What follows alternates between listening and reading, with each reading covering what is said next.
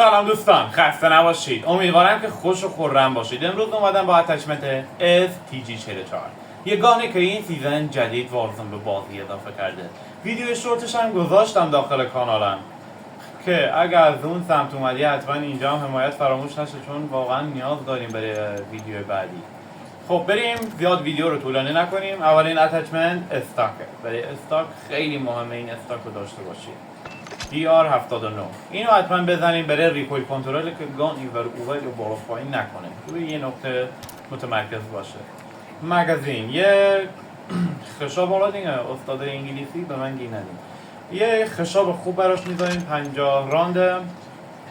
خب یه آندربارل میذاریم، یه آندربارل که اکچولی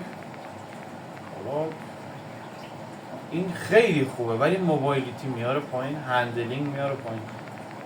خب من میام ترجیح میدم چیزی یاد ضرر نکنه، مثلا موبایلیتی همینو برمیدارم.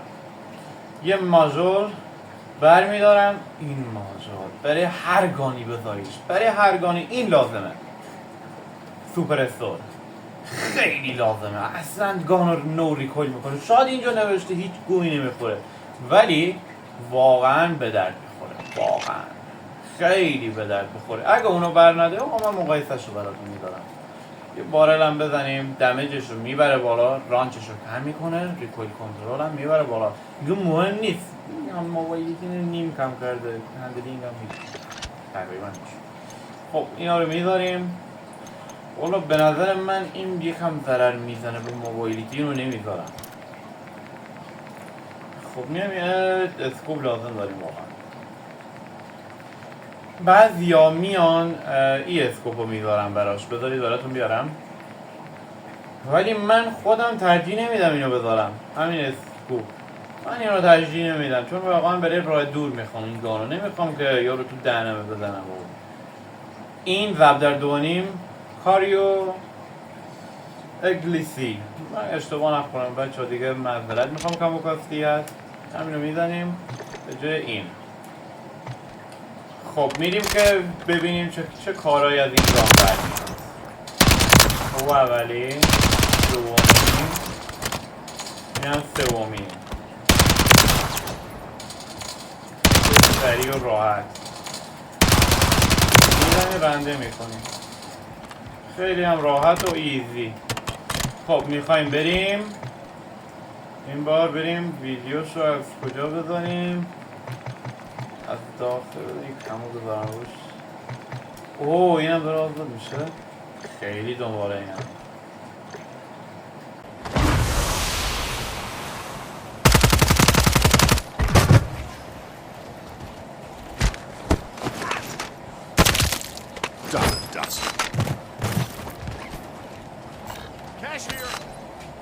بازم کمه، بازم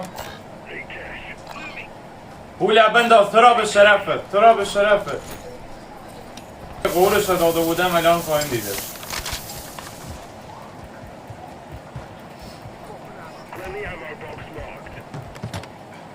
خودم امو باکس دارم.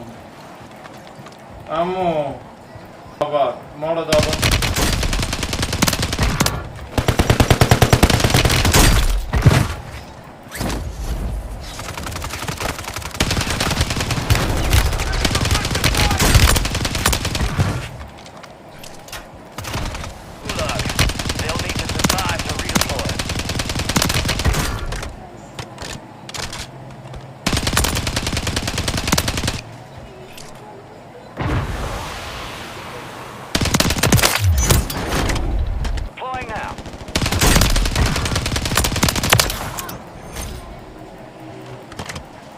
Hey John, hey John.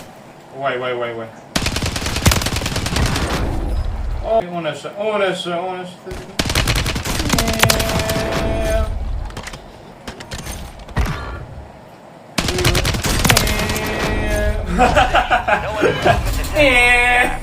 بیا گرفتم با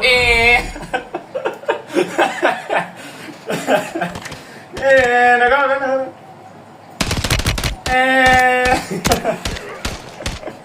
خیلی هم عالی بچه ها.